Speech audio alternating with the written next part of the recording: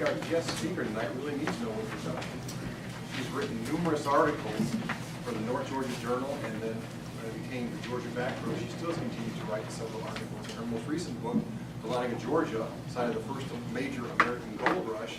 She claims to be her last book. However, I think that she's still got something left in her. There's another one down the road. And she's written with her signature series, I Remember Dahlonega. So Ann has been talking about other people for so many years. Now she can talk about it and tell it herself. So without further ado, I'd like to introduce our guest speaker tonight, our own Ann Amerson.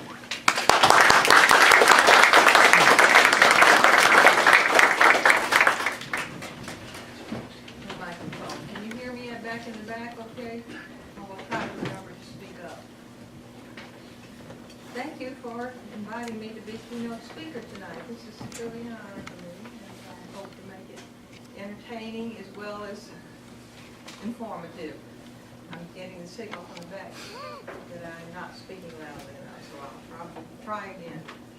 This doesn't move, does it? It does. I get it a little closer here. Okay, I think this will work. Okay. Well, after Amos retired from the military, we returned to Dahlonega in 1979. I was quite amazed how much our little town had grown in the years since Amos and I graduated from North Georgia College in 1956. I remember thinking about how things used to be and remembering people who were part of my life earlier in life but were no longer around. Then I got to wondering what Dahlonega itself was like farther back than I could remember. One day, I visited a former neighbor of ours named Vernon Smith. How many of you remember Vernon Smith? I thought there'd be a few. I didn't know how old he was, but he was the father of one of my classmates, and I figured, well, he goes back further than I do. He can tell me some things that I don't remember. So I went to visit him, and what he told me was so fascinating. When I got home, I immediately sat down and started trying to write down everything that he had told me because it was so interesting. Oh, when I read that to Amos, he suggested that I take it to the Dahlonega Nugget, that they might be interested in publishing Vernon's account. Dorsey Martin was the editor of the Nugget at that time. This was in 1989 by this time. And after reading what Vernon had told me, Dorsey suggested I go find some more old-timers to interview for future columns. Columns? Interviews? What are you talking about, Dorsey? Well, to make a long story short, and little did I dream at that time that I would have a weekly I Remember Dahlonega column for the Nugget for the next 10 plus years. In fact, we couldn't even go out of town because people complained if the article wasn't in. It was Dorsey who came up with the I Remember Dahlonega caption, but it was my idea to let the people I interviewed speak, telling their stories in their own words instead of just the usual method of giving a quote or two hither and yon. And that apparently worked because when I would go to the post office or to the grocery store or wherever, people would say, oh, when I was reading an article, I could just hear her talking. Well, that's because I used as many as I could of their colorful expressions. I admit to cleaning up some of the grammar, but I substituted instead these colorful sayings that everybody had. And actually, as we learned, remember the program we had on the Scotch-Irish in America last spring or sometime or another.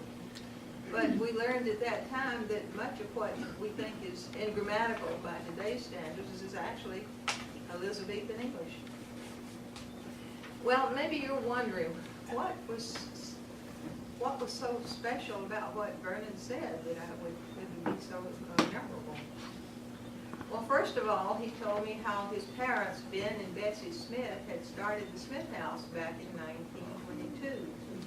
And it was his job, as when he was a boy, to cut wood, split wood for wood stoves, and also to milk their 2 cows twice a day, to supply butter and milk for the guests that they would. In those days, the Smith house had no city water, no city sewage. Like everybody else in town, they had to have wells and outhouses. However, they did enjoy some sporadic electricity that was generated by the big water wheel out at Cane Creek Falls, but you never could count on when it was going to be available and when it wasn't. The Smith house became immediately popular thanks to the delicious meals cooked and served by Mrs. Smith and her help. And I want you to take a guess how much you think a meal at the Smith house was in those days. $1.50. 35 cents. You got it. Who said 35 cents? You cheated. You looked it up. No, I didn't. That's what it was, 35 cents a meal. I also learned that Vernon's roots in Lumpkin County went very deep. His great-grandfather, named Samuel Pascoe, came to here from England as a mining and an explosives expert, and he sank many shafts into this area. While he was still a young man, an accident left him with a hole in his head, in his skull. The doctor repaired it with a $10 gold piece. And when he died, many, many years later, of natural causes, that gold-plated piece was still there in his head. Vernon's grandmother, Martha Pascoe Bowen, worked in the Dahlonega branch mint. And Vernon remembered her showing him $500 worth of gold she had dug herself and had minted there at the mint. Over the years, I have interviewed literally hundreds of longtime residents of Lumpkin County for I Remember Dahlonega columns, but I have yet to write my own memoirs. I go back a few years myself, so I thought it might be fun to interview myself. That was all the other topics had been taken. Well, I thought it might be fun to share some of Dahlonaga's history as seen through my young eyes, and so here goes.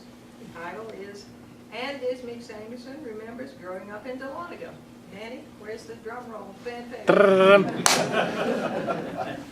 The first question I always ask people that I'm interviewing is, when did your family come to Lumpkin County and what brought them here?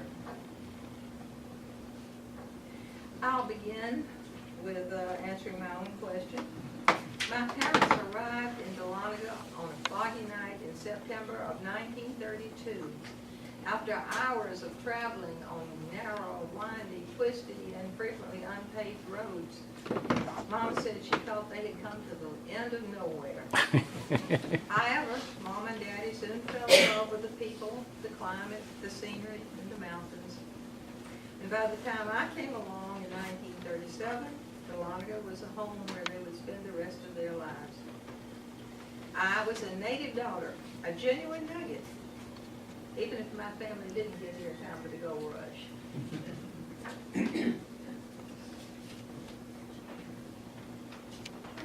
Okay. Dahlonega was a pretty sleepy little town when I was growing up here.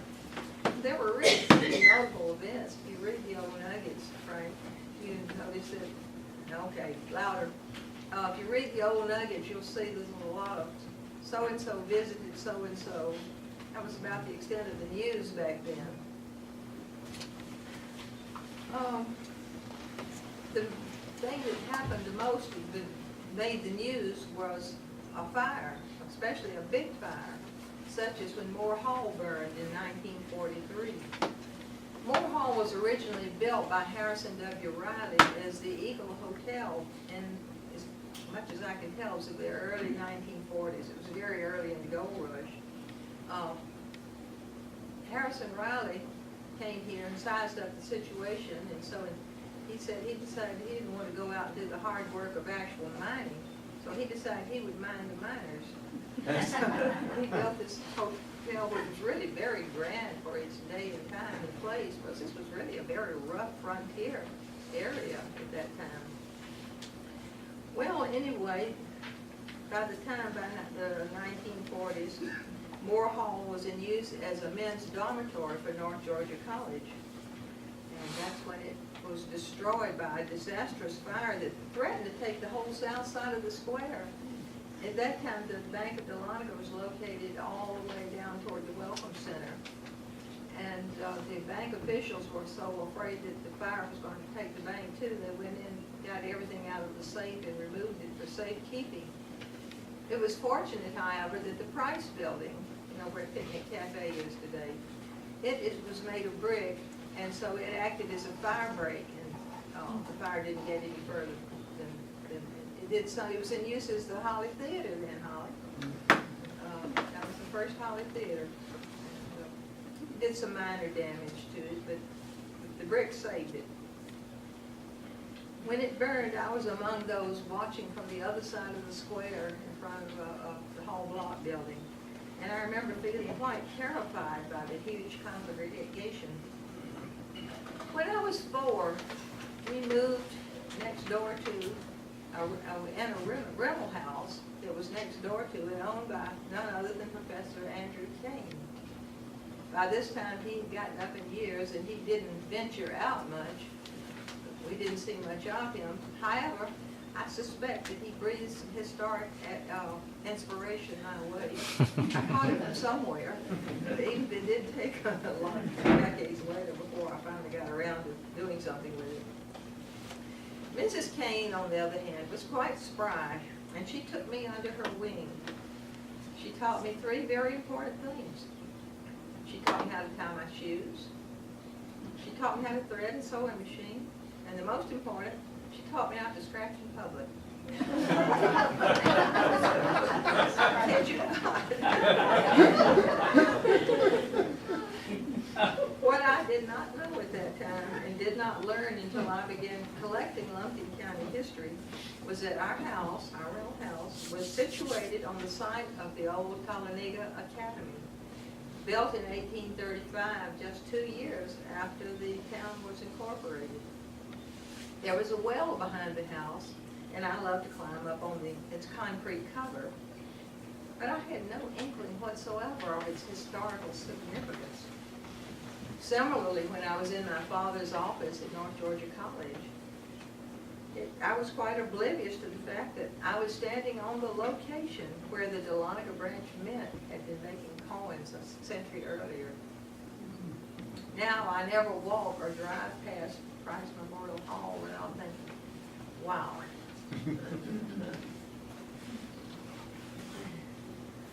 Well, I have to confess I was young and ignorant in some other areas as well. My mother was friends with Janie Spear, who was the wife of the president of the Bank of Dahlonega. Mama frequently went to visit with Janie, who lived down on Park Street, and would take me with her. One day when we were there, John Spear came home from the bank. After greeting my mother, he reached in his pocket and pulled out a shiny coin. After he said, "Ann, would you like to have this dime?" I blushed to tell you my response. I said, "No, thank you, I already have one at home." I don't think John ever offered me any money or anything after that, and I doubt if Mama took me visiting with her again. Needless to say, I have learned some of the facts of life since then. When I was coming along, there was no kindergarten in Lumpkin County. So I started school in the 1st grade when I was 6. And that missing grade caught up with me, though. Instead of graduating in 1952 after completing all 11 grades, I spent another year at Lumpkin County High School, going through the newly added 12th grade. Oh, my classmates and I did lots of moaning and groaning about having to go another year. But those extra courses made a big difference in our lives, and especially for those of us who went on to college. By the way, that was the year that the high school moved from the school building up on the hill here out to where the middle school complex is now.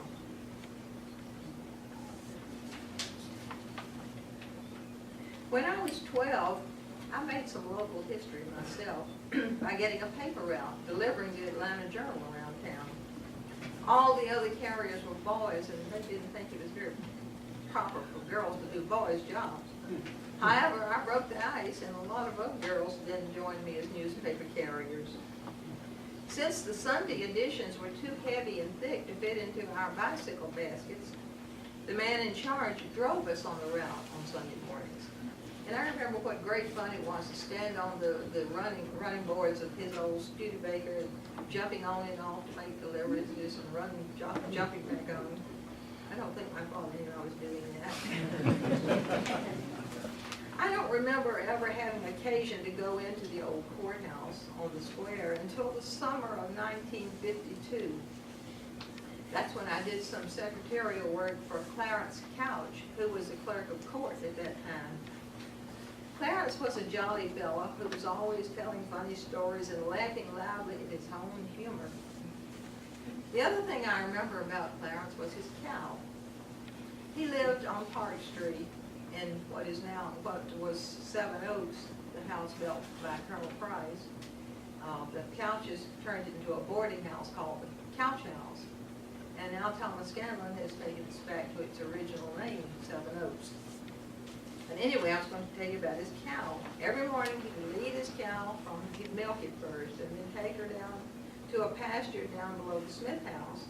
And then every evening he would go back and get her, bring her back to his barn, and milk her again. Then the next day the same thing all over again. 7 days a week. Cows don't take half a weekends off. The post office was located in the Woodman of the World building down here where Cranberry Corners is now located. There were no mail deliveries in town then. So I joined with others waiting out in the lobby for mail to be put into boxes in the afternoon. I loved receiving letters then, and I still do today. By the way, our family's box number was 12. I still remember that all these years, box 12. Because ever since I got our mail, that was our permanent mailing address for many, many years. I loved to go into Lipscomb's drugstore, then located on the corner where the embroidery shop is now. I'd love to go to Lipscomb's drugstore, but not to get medicine. No. I headed for the red swivel stools in front of the counter, climbed up on the one, and ordered a Coca-Cola from the soda fountain. How many of you remember the soda fountain? No, just about everybody. Doc Lipscomb's son That's right. George told me how his father used to make pills, literally. He would mix the ingredients with a mortar and pestle, then he'd add some liquid, then roll it out, cut it in little bitty pieces, and then roll each one into a pill by hand. I remember hoping that Doc remembered to wash his hands before he did. My mother trained me well. Moore's store, located in the Hall Block building, was my very favorite place because it sold everything you could think of, including toys and candy bars. In those days, people seldom paid cash for their expenses or what they were buying. Instead, the clerk would keep a big ledger. She'd write everything down. Every family would have a page for their expenses. And then at the end of the month, the secretary would send out a bill for the whole month. Well, I watched this process for a while, and I noticed that my parents would go in and they would get something, and they would tell the clerk to charge it, and then they'd walk out without paying anything. I thought that sounded like a pretty good system. So I decided to check it out. Instead of going directly home after getting out of school, I began making a tour by way of Moore's store and asking for a candy bar. Well, the first time I did that, I'm sure I saw the sales clerk's eyebrows go up. But she wrote it down in her book, and I had great fun doing that for a couple of weeks until Daddy got the bill. Alas, no more candy bars for me. But even minus candy bars, I love going to Moore's store. I was fascinated by a manually operated elevator at the back of the store near the butcher shop. And by the way, the butcher was a very nice man. He would frequently give me a bone to take home to my dog with no charge. That elevator is still there. I wish there was some way it could be exposed so people could see it. But it was just like a cutout in the floor, and by pulling ropes, you know, you go up and down. There are 3 stories of Paul blocks, and it could make deliveries to all 3. Now, where was I? Oh, I also remember Robert Moore, who was the owner of the store.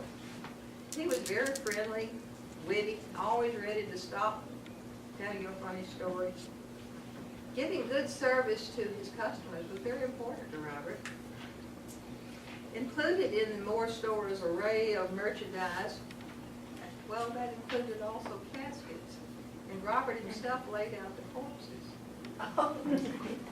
The problem was he couldn't figure out how to tie the tie on the body of the deceased. So he finally solved the problem by lying down beside the body, tying his own tie, and then reaching around. I heard that from my mother, so, and also several other people who knew Robert. But he figured out how to tie the tie.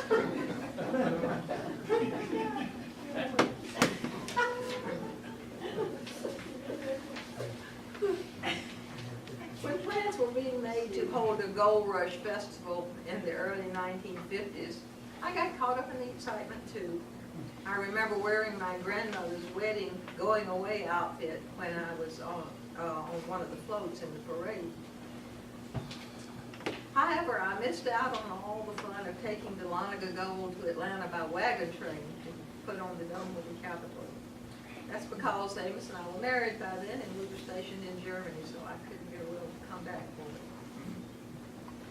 So, although I have a very large black hole in my memories of Dahlonega between 1956 and 1979, I've been trying very hard to make up for lost time ever since.